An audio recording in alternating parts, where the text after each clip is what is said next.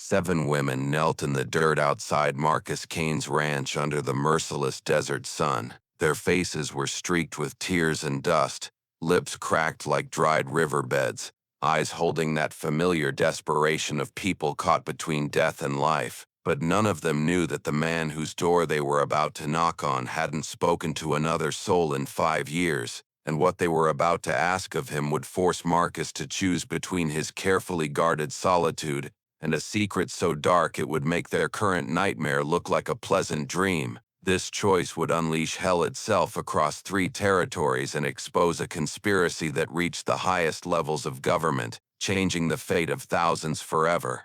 In the blood-red heart of the Arizona desert, 3 days' deadly distance from civilization, Marcus Kane had completed his own living hell with methodical precision over 5 years of isolation.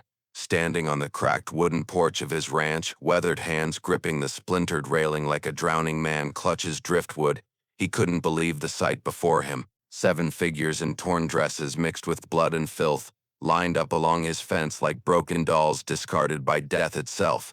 The youngest couldn't have been more than 16, her corn silk hair matted with something that definitely wasn't just dust. The oldest was maybe 30, but her eyes held secrets that would drive most men insane with terror. His throat felt like he'd swallowed molten glass mixed with desert sand and broken promises. It had been 5 years since he'd last heard a human voice, except for the screaming that came every night. The screaming that echoed from the canyon walls every night at exactly 3 a.m. Voices that might not even be real anymore but felt more real than his own breathing.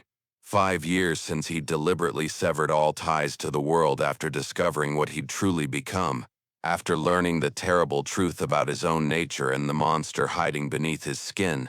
The nearest town was a 3-day deadly journey through treacherous mountain passes where travelers disappeared without explanation, their bones picked clean by vultures and worse things that hunted in the darkness. No one came here by accident. No one was supposed to know this cursed place existed. But here they were, which meant his blood-soaked past had finally caught up with him like a pack of hunting wolves. The redhead was the first to raise her head, revealing a face that made Marcus's blood freeze in his veins. Not because of the bruises or the cuts or the obvious signs of systematic torture that marked her skin, but because he recognized those emerald green eyes with perfect, horrifying clarity. He'd seen them before, in another place, another time, when he was a different man with a different name and purpose, when he was the one doing the hunting instead of hiding like prey in this god-forsaken wasteland. She tried to speak, but only a blood-mixed rasp came out, her vocal cords damaged in ways that Marcus recognized with sickening familiarity. He realized with growing horror that he knew exactly what had been done to her throat, because he'd done it himself to dozens of others during his years as Wade Garrett's most trusted enforcer. Her lips were cracked like ancient parchment, her face gaunt with starvation. But there was something else, a flicker of recognition in her eyes that made his knees weak and his hands shake. She knew who he was. She knew what he'd done before he became Marcus Kane, hermit rancher hiding from the world. She knew he used to be Marcus Sullivan, the man who'd helped Wade Garrett build an empire of human misery spanning 3 territories. The walls he'd built around his sanity began to crumble like sandcastles hit by a tsunami of memories. Every instinct screamed at him to run, to grab his emergency stash of gold and supplies and disappear into the endless desert before the past devoured him whole like some mythical beast. He'd learned through blood and fire that trust was a luxury that cost innocent lives, that the safest place was alone with his guilt, his memories, and the ghost that visited him every night to remind him of his sins. But life had taught him this lesson by making him the monster in someone else's story, not the victim seeking sympathy. But as the red-haired woman tried to stand on unsteady legs, something clicked in his memory like a gun being cocked and aimed at his head. Her name was Elena Vasquez. He'd been ordered to kill her 3 years ago during a raid on a Mexican settlement, but she'd escaped during the transport when the wagon overturned in a canyon. She was supposed to be dead, buried in an unmarked grave with the others. They were all supposed to be dead, erased from existence like they'd never drawn breath.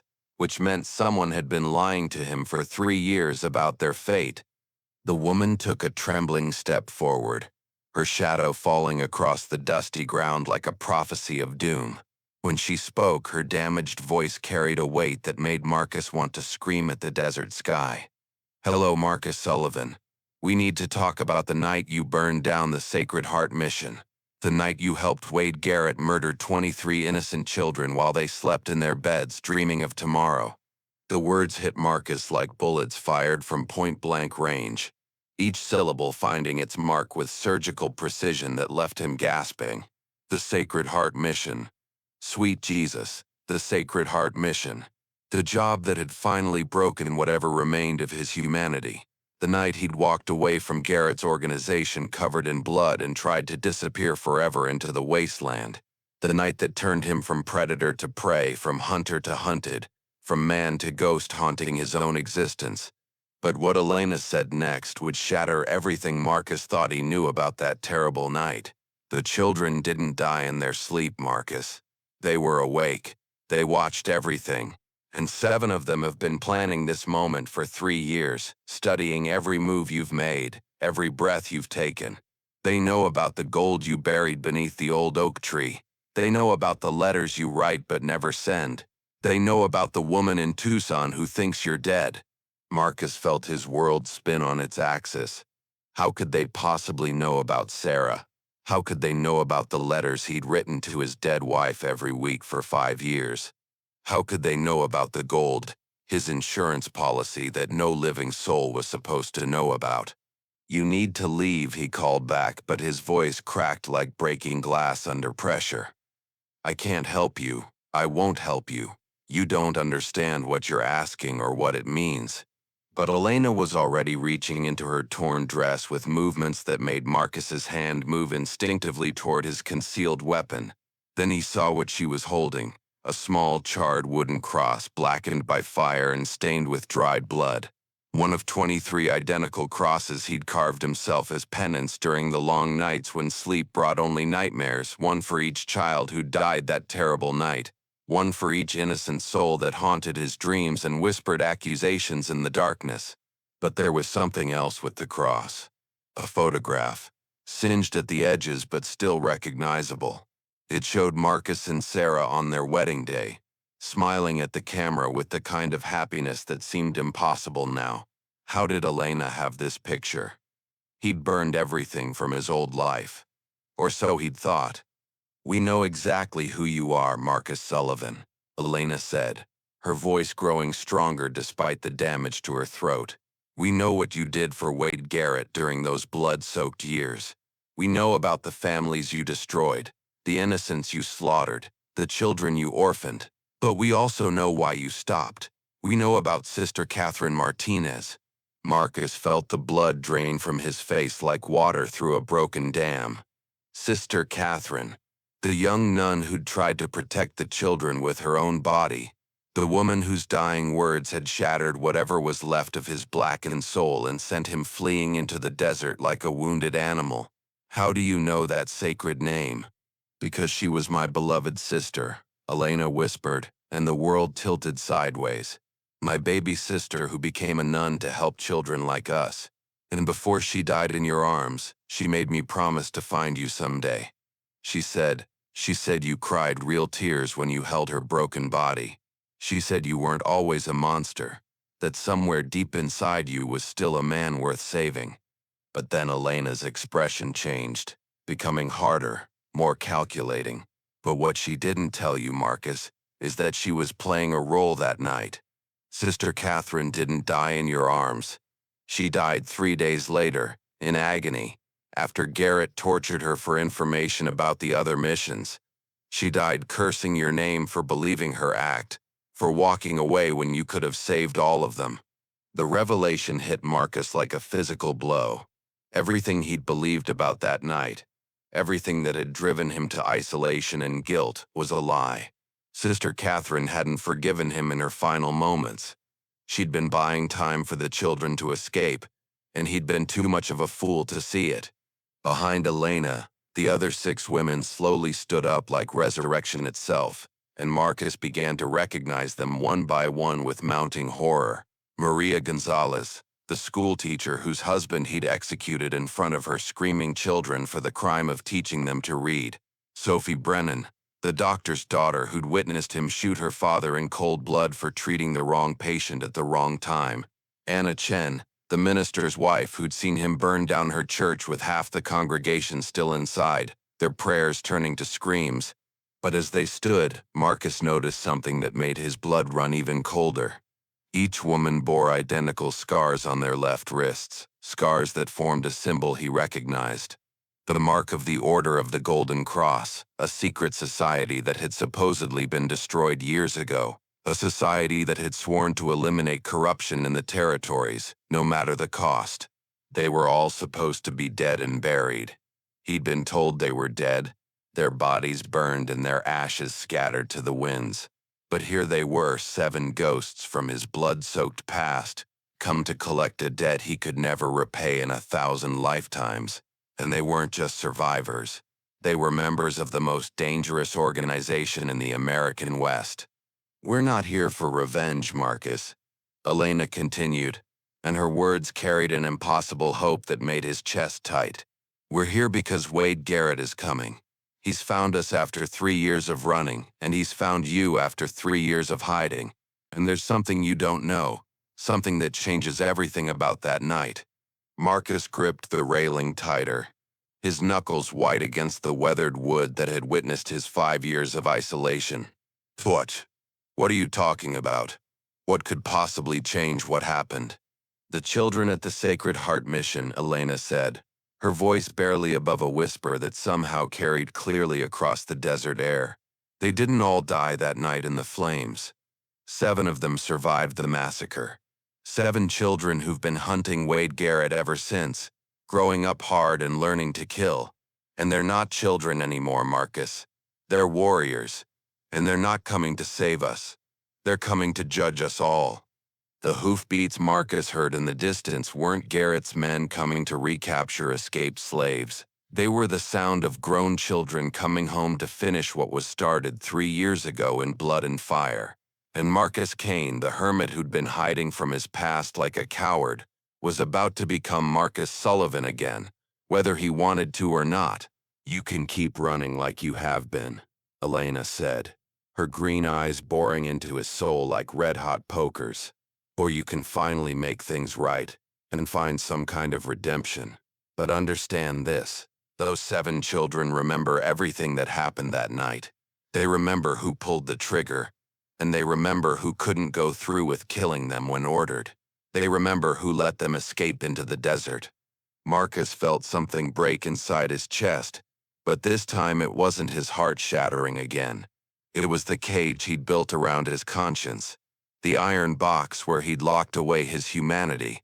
"How many are coming with Garrett?" "All of them," Elena replied with grim satisfaction. 7 survivors, 7 witnesses. 7 people who know exactly what Wade Garrett did that night and exactly what you didn't do when it mattered most. But then she dropped the bombshell that would change everything Marcus thought he knew about his own story. "But Marcus, there's something else. Something we discovered 3 months ago that changes everything. Wade Garrett isn't the man who ordered the attack on the Sacred Heart mission. He was following orders from someone much higher up the chain. Someone who's been using him as a scapegoat while they build an empire of human trafficking that spans from Mexico to Canada." The dust cloud on the horizon wasn't getting closer in a straight line. It was surrounding them from multiple directions. This wasn't a rescue or a capture or a simple manhunt. This was a reckoning, 3 years in the making, planned by children who'd grown up to become something far more dangerous than their tormentors. And Marcus realized that his 5 years of isolation hadn't been penance at all. They'd been preparation for this moment. "Get inside," he said, his voice carrying new authority that surprised even him. "All of you, right now." "Why would you help us?" Elena asked, studying his face with eyes that missed nothing. "After everything you've done, everything you've been." Marcus looked at the 7 women, 7 survivors, 7 witnesses, 7 chances at redemption he'd never thought he'd get in this lifetime. Because Sister Catherine was right about one thing. I wasn't always a monster, and maybe I don't have to die as one. As the women moved toward the cabin with careful steps, Marcus caught sight of something that made his blood run cold. Carved into Elena's forearm, barely visible beneath the grime and blood, was a number. The same number he'd carved into his own arm the night he'd walked away from Garrett's organization forever. The night he'd decided that 23 dead children were enough innocent blood on his hands. But beneath the number was something else. A date. Today's date. Somehow these women had known they would be here today, had planned this confrontation down to the hour. This wasn't coincidence or desperate flight. This was the culmination of a plan 3 years in the making. She'd been keeping count, too. They'd all been keeping count, marking their skin with the numbers of the dead. "There's something else you need to know," Elena said as she reached the cabin door. "The 7 children who survived that night, they're not coming here to kill Wade Garrett. They're coming to capture him alive, because they need him breathing to testify about the others, about the network, about the people who gave the orders from their comfortable offices." Marcus felt his worldview shatter completely like glass hit by a sledgehammer. "What others? What network?" "Garrett wasn't working alone, Marcus," Elena said, her voice carrying the weight of terrible knowledge. "The Sacred Heart mission was just the beginning, just one target in a much larger campaign. There are dozens of others, Marcus, hundreds of missing children, thousands of destroyed families scattered across 3 territories. And you're the only one left alive who knows where Garrett keeps his detailed records." The sound of approaching horses was closer now, and Marcus could hear voices calling out in the distance. Young voices filled with determination and cold purpose. Determined voices that had learned to speak the language of violence fluently. The voices of children who'd grown up too fast and learned to hunt the monsters who'd destroyed their innocence and murdered their families. But there was something else in those voices now, something that made Marcus's skin crawl. They were singing. 7 young voices raised in harmony, singing a hymn he recognized, the same hymn that had been playing the night of the Sacred Heart Mission massacre, the same hymn that had covered the sound of screaming children. "They're not coming for revenge," Elena repeated with emphasis. "They're coming for justice. Real justice that will expose the entire conspiracy. And they need both of us alive to get it." Marcus understood now why fate had brought these 7 women to his door on this particular day. It wasn't about redemption or forgiveness or even survival. It was about finishing something that should have been finished 3 years ago in fire and blood. It was about making sure that what happened at the Sacred Heart mission never happened to another innocent child anywhere in the territories. "The root cellar," he said, his voice steady for the first time in years. "There's more than weapons down there. There are documents, evidence, everything I took when I left Garrett's organization that night." Elena's eyes widened with shock and hope. "You kept records? You have proof?" "Sister Catherine made me promise," Marcus said, and the admission felt like lancing a wound that had been festering for years. "Before she died in my arms, she made me promise to remember their names, all of them, every single child, every family, every innocent person we destroyed. She said someone had to remember, someone had to bear witness, someone had to make it mean something." But then Elena revealed the final piece of the puzzle that would drive Marcus to the edge of madness. "Marcus, the records you kept, they're not complete. We found the missing pages 3 months ago, hidden in a church in Santa Fe.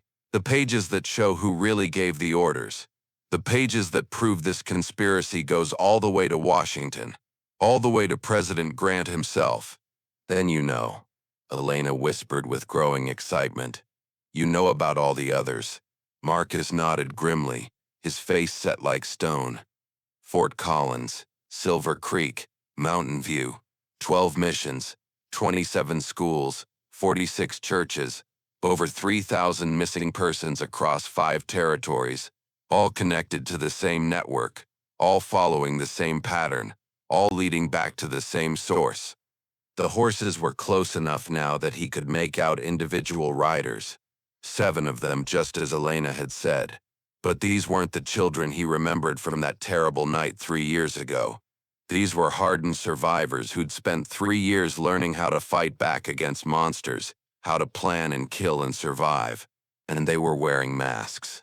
7 identical masks carved from bone, each one depicting the face of a dead child from the Sacred Heart mission. The children had become living embodiments of their murdered friends, carrying their faces into battle like war paint. "Are you ready for this?" Elena asked, her hand resting on his arm. Marcus looked at his hands, scarred and weathered from 5 years of trying to build something clean from the ruins of his past. Then he looked at the 7 women who'd brought his reckoning to his door like avenging angels. "No," he said honestly, "but I'm done running from what I've done." The lead rider crested the hill, and Marcus felt his breath catch in his throat. It was a young woman, maybe 20 now, with dark hair and eyes that held too much knowledge for someone so young. He recognized her face immediately, though it had changed from the 13-year-old girl he'd last seen. Isabella Santos, the mission's bell ringer, the child who'd hidden in the tower and seen everything. But the mask she wore showed the face of her younger brother Carlos, who died in the flames. She'd literally put on the face of the dead to hunt the living. She raised her hand, and the other riders stopped in perfect formation. Then she called out across the desert, her voice carrying clearly in the still air. "Marcus Sullivan, we know you're in there. We've come to finish our conversation." Elena turned to him one last time. "This is your choice, Marcus. You can face them as the man who helped destroy their world, or as the man who's going to help them rebuild it. But either way, this ends today." Marcus stepped out onto the porch, rifle in hand, and looked up at the 7 survivors he'd helped create. "Isabella Santos," he called back. "I've been waiting for you." "Have you?" she replied, and there was something in her voice that hadn't been there 3 years ago. Something hard and sharp and absolutely unforgiving. "Good, because we have a lot to discuss, starting with Wade Garrett's location." "He's coming here," Marcus said. "Should be here within the hour." Isabella's smile was cold as winter steel. "Perfect. Then we can finish this properly." But then she said something that made Marcus's blood freeze. "Tell me, Marcus, do you remember the last thing my brother Carlos said before you shot him?" Marcus felt his knees go weak. He hadn't shot Carlos. The boy had died in the fire. Unless his memories of that night were even more fractured than he'd thought. Unless the guilt had made him block out the worst parts. "I didn't shoot Carlos," he said. But even as the words left his mouth, he wasn't sure they were true. Isabel's laugh was like breaking glass. "No, Marcus. You didn't shoot him. You burned him alive. And his last words were, 'Please, mister, I'll be good. I'll be good.' Do you remember now?" The memory came flooding back like a dam bursting. Carlos hadn't died instantly in the fire.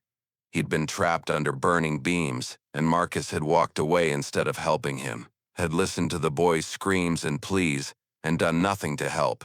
Marcus realized that he'd been thinking about this all wrong. These weren't victims coming for rescue. These were hunters who'd been tracking their prey for 3 years, and they'd finally cornered him in the perfect trap. Wade Garrett wasn't coming here to capture escaped slaves. He was walking into an ambush 3 years in the making, planned by children who'd learned to think like the monsters that had destroyed their lives. And Marcus Kane, the hermit who'd been hiding from his past, was about to discover that some sins can only be forgiven through fire and blood. The woman named Elena smiled for the first time since he'd known her, and it transformed her entire face. "Welcome to the war, Marcus. We've been saving a place for you." In the distance, another dust cloud was rising. Wade Garrett and his men riding hard toward what they thought was easy prey. They had no idea they were riding into the most carefully planned ambush in territorial history. Marcus looked at the 14 people who now surrounded his ranch. 7 victims, 7 survivors, and 1 man who was about to discover whether redemption was something you earned or something you fought for. "Lock and load," Isabella called out, and the sound of weapons being readied filled the air. Today we finish what they started. But as the final preparations began, Marcus realized there was one more secret hidden in his cellar that would change everything. Hidden beneath the floorboards wasn't just evidence of Garrett's crimes, it was proof that the conspiracy reached all the way to Washington itself, involving senators and generals whose names were known from coast to coast. What Marcus didn't know was that among Garrett's approaching riders was someone he thought was dead. Someone whose survival would shatter everything he believed about that night 3 years ago. Sister Catherine herself, scarred and broken but alive, riding with Garrett not as his prisoner but as his willing accomplice. The nun who had supposedly died in his arms that night had been playing a role, feeding information to Garrett about the mission's defenses and the children's hiding places. Her tears had been real, but they weren't tears of pain. They were tears of guilt for what she was about to help unleash. Elena didn't know this truth yet. None of them did. They thought they were fighting for justice, for the memory of a martyred saint, but they were about to discover that their entire understanding of that night was built on lies, and that the woman they'd thought was their savior had actually been their betrayer. As the sound of approaching hoofbeats grew louder, Marcus made one final check of his weapons. Hidden in his boot was a small derringer, a gun that held only 2 bullets, but 2 bullets that could change the course of history if fired at the right targets at the right moment. The first bullet had Sister Catherine's name on it. The second belonged to Wade Garrett himself. But before he could use either bullet, he would have to survive the next hour, an hour that would see more violence and bloodshed than the Arizona Territory had witnessed since the Apache Wars. The children Isabella had mentioned weren't just coming for revenge. They were coming with a plan to expose the entire network of corruption that stretched from the territorial capitals all the way to Washington, D.C. They had evidence that would bring down governors, senators, and military commanders, but they needed Marcus alive to testify, and they needed Garrett alive to confirm the details. What they didn't know was that Garrett had no intention of being taken alive. He carried enough dynamite in his saddlebags to blow the entire ranch to kingdom come, taking everyone with him rather than face the hangman's noose. As the dust cloud on the horizon grew larger, Marcus felt a strange sense of peace settle over him. For the first time in 5 years, he knew exactly what he had to do. Win or lose, live or die. This was where his story would end, not in cowardice and isolation, but in one final act of courage that might just redeem a lifetime of sins. The war for the soul of the American West was about to begin, and it would be fought not by armies or governments, but by a handful of survivors who refused to let evil triumph over justice. Inside the cabin, as the women prepared their weapons, Elena pulled out a leather-bound journal that had somehow survived 3 years of running and hiding. Its pages contained detailed accounts of every atrocity, every name, every location where children had been taken. But more importantly, it contained the real reason why the Sacred Heart mission had been targeted. Hidden within the mission's walls had been a cache of gold worth more than most men saw in a lifetime. Gold that was supposed to fund schools and hospitals across the territory. Garrett hadn't just been eliminating witnesses. He'd been stealing the future of an entire generation of children. The journal also revealed the existence of a network of safe houses, stretching from Mexico to Canada, where children were being held in conditions that made slavery look merciful. These weren't just isolated incidents of violence. They were part of a systematic campaign to break the spirit of the territory's most vulnerable populations. But the most shocking revelation was yet to come. Among the names listed in the journal was that of a sitting U.S. senator who had personally ordered the destruction of the Sacred Heart mission. A man whose political career had been built on promises to protect the innocent and uphold justice. As Marcus checked his rifle one final time, he thought about the irony of his situation. For 5 years he'd been hiding from justice. Now justice was riding toward him with guns blazing and vengeance in its heart. The only question was whether he would live long enough to see it served. The approaching riders were close enough now that he could see individual faces. Garrett rode in the center, his federal marshal's badge glinting in the afternoon sun like a mockery of everything it was supposed to represent. To his left rode Sister Catherine, her nun's habit replaced with the practical clothing of someone who'd learned to live by violence. But it was the rider to Garrett's right that made Marcus's blood freeze. It was a young man, maybe 25, with eyes like chips of ice and a face that bore the scars of someone who'd survived hell itself. Marcus recognized him immediately, despite the years that had passed. It was Thomas Martinez, Sister Catherine's younger brother, the boy who'd been thought dead in the mission fire, the boy who'd apparently survived and grown into something far more dangerous than anyone could have imagined. The family connection ran deeper than anyone knew. Sister Catherine hadn't just been a nun trying to protect children.